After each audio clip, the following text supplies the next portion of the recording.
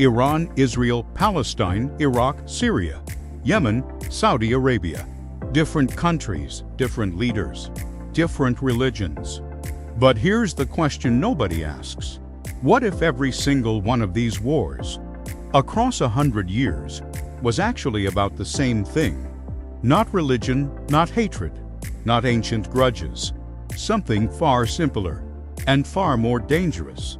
To understand why the Middle East never finds peace, you have to go back to 1916. World War I was still raging.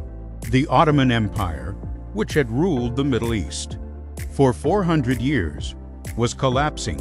Two diplomats met in secret, a British man named Mark Sykes and a Frenchman named Francois Georges-Picot. They took a map of the Middle East and drew a straight line across it. That line, known as the Sykes-Picot Agreement, divided the entire region between Britain and France. No consultation with the people who lived there. No consideration of which tribes belonged together. No respect for ancient boundaries. Britain and France carved up the region through arbitrary borders that disregarded ethnic, religious, and tribal realities. They put Sunnis and Shias in the same country. Kurds were split across for different nations. Ancient enemies were forced to share borders. Ancient allies were torn apart. The Middle East didn't choose its borders. They were drawn for it by two men in a room in London. And the region has been fighting over those borders ever since. Then came oil.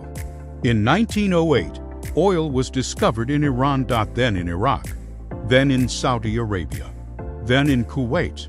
Suddenly, the Middle East wasn't just a strategic crossroads. It was the fuel tank of the entire industrialized world. The Middle East holds approximately 65% of the world's proven oil reserves. Every car, every plane, every factory, every military, for most of the 20th century, ran on Middle Eastern oil. And this changed everything. Suddenly, every world power had a reason to be involved. Britain, France, the United States, the Soviet Union. Every major power on earth was willing to support dictators, fund wars, and destabilize governments, as long as the oil kept flowing. The Iran-Iraq War in the 1980s was largely about control over the Shatt al-Arab waterway, a crucial route for oil exports. The 1990 invasion of Kuwait by Iraq was largely economic. Iraq had 10% of the world's known oil reserves.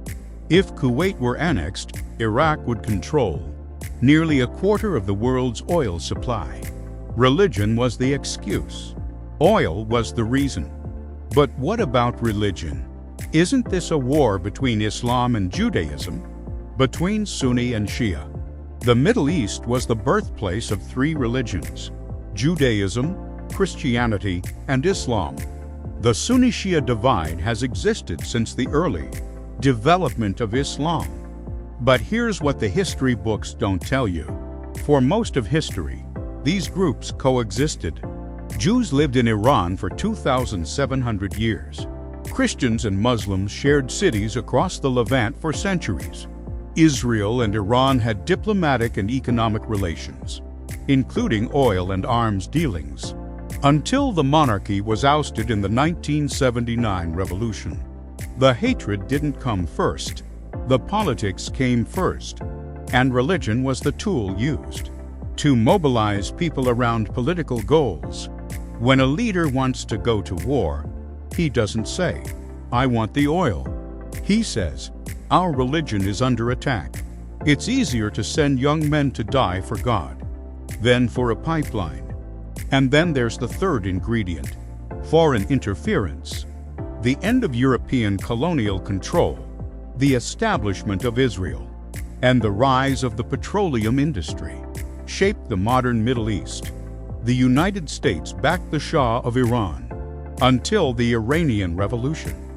Then it backed Saddam Hussein against Iran until Saddam invaded Kuwait. Then it invaded Iraq to remove Saddam. Every intervention created the next crisis. The Soviet Union backed Arab nationalist governments, Russia today backs Syria and supplies weapons to the Houthis. China is building economic ties across the region through its Belt and Road Initiative. Every great power enters the Middle East, promising stability. Every great power leaves or stays, having made things worse. Because stability was never really the goal, control was. And so here we are, 2026. The United States and Israel have struck Iran. Iran has closed the Strait of Hormuz. Oil prices have surged past $100 a barrel. Qatar has suspended gas exports. Iraq is shutting down oil fields. It looks new. It feels unprecedented. But look closer, and you see the same forces that have been at work for 100 years. Artificial borders that were never accepted. Oil that the world cannot live without. Religion used to justify what economics demands. And foreign powers pulling strings from thousands of miles away. The players change. The weapons change. The names change. But the game stays exactly the same. Until the world stops needing what the Middle East has, the cycle will not end. This isn't a story about one war. It's a story about what happens when the world's most valuable resource sits beneath a region that was never allowed to govern itself. The Middle East didn't choose this.